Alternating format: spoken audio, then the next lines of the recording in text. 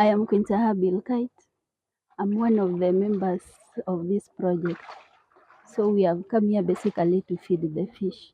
What inspired me most is the condition of the economy of Kenya today and the influence of the fishermen. Those who are going to fish will seduce young women to sex, that is fish for sex, and they will lure you into their dirty business, which will end up involving, of which the outcome is mega. The ages varies, but as a youth, we are 15 members youth, plus the remaining ones are the adults now. What we are expecting is after the production, they will be sold, then the profit will be shared amongst the group members, of which will help the members to educate their kids and also for feeding them. Initially, the fishing was majorly meant for men, and women feared doing it because of the aquatic creatures in the lake. So, according to the cage fishing technology, we are very proud with it, and we are doing it wholeheartedly because it helps to empower us as women. My name is Sophia Kutieno from Rasere BMU. Now we are here, we are feeding the fish in the fish cages. For those people who are fishing in the lake, there are some people called Jaboya. So they will influence people to get into sex. So that is when they can give you fish. So here, there will no Jaboya confusing those people.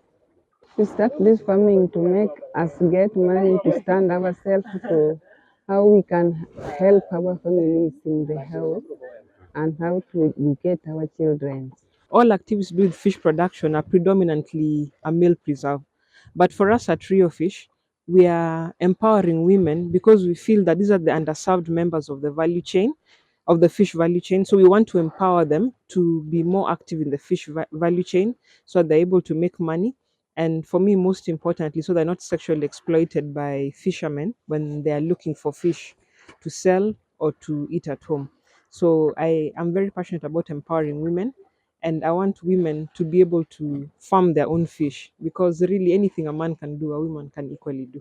So we have 4 BMUs, and each BMU has 5 groups. So we have 20 groups, and each group has an average of 20 women. So for the cages, because we believe very much in skin in the game, so this is co-funded by ourselves, ACF, and the women. So we want them to own it. So when they put in their own money, we also support them. The cage eventually becomes theirs, but we want everybody to put in something so that they take ownership 100%. The biggest challenge I face in this business is raising finance, because we all know that most venture capitalists are focused on funding tech solutions or male-led solutions. Even if they're solutions targeting women, the preference is for male-led solutions. So accessing finance is a big problem. But for me, I'm very consistent, authentic, so I'm not worried about that. We've been able to raise finance here and there, so I'm very optimistic. And also, I believe in paving the way. It can't be the same every day. So there has to be that person who wants to take that chance and give a voice to women and a chance to women to be able to also be funded and do what they need to do. The other thing, also being a male-dominated industry, I face a lot of resistance from many men. Sometimes, unfortunately, I also get harassed, both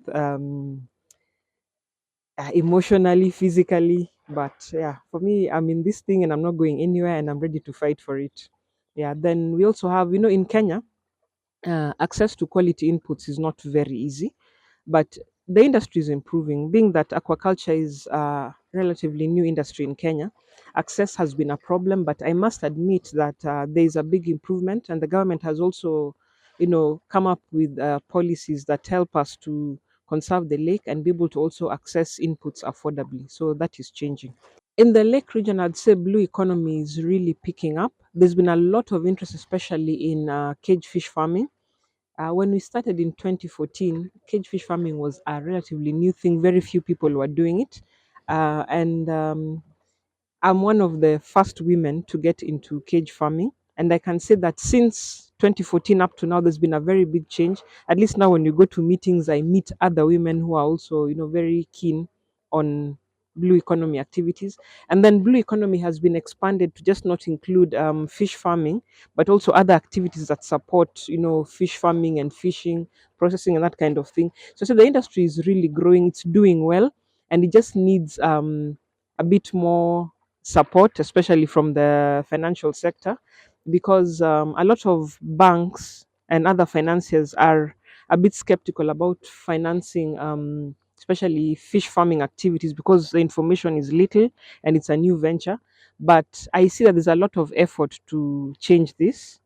And yeah, I just feel that blue economy is really growing in Kenya and doing well. And the government has also put in place policies for aquaculture, which target both land-based and water-based aquaculture. So I see that blue economy is growing and it's doing well and it's well supported.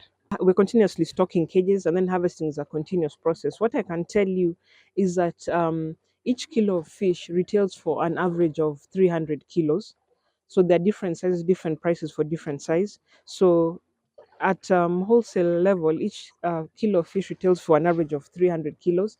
And we normally target harvesting at around 400 to 450 grams. So with a 5,000 fingerling cage, they're going to be able to harvest about 2.5 tons at the end of the day. So that will be 2.5 tons times 300, those many zeros. So I can't really tell you the figure, but that is the figure they're looking at. Of course, you have to factor some 10% mortality loss. Yeah, but those are the numbers we're looking at for each cage stocked by the women.